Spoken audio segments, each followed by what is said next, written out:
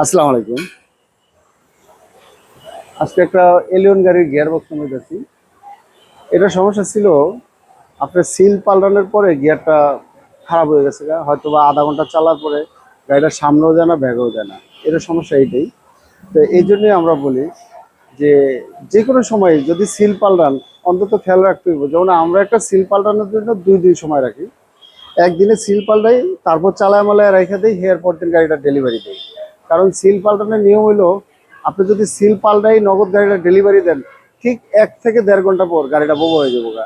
এই জন্য আমরা বলি যে আপনি সিল পাল্টানোর জন্য 2 দিন হাতে টাইম রাখবেন। একদিনে সিল পাল্টাইবেন, গাড়িটা চালাইবেন, দেখবেন, তারপর গাড়িটা হারাতের জন্য ঠান্ডা রাখবেন। ঠান্ডা করা উচিত। ঠান্ডা করার পরে তারপর দিন হালকা পাতলা কিছু চালায় গাড়িটা ডেলিভারি দেন, তাহলে গাড়িটা বোবা হবে না।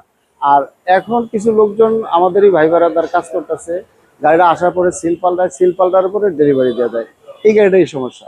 এই জন্য আমরা বারবারই বলি যে সিল পাল্টাইলে খুব সাবধান। সবাই ভালো থাকেন। আল্লাহ হাফেজ। আল্লাহ লম্বা ভিডিও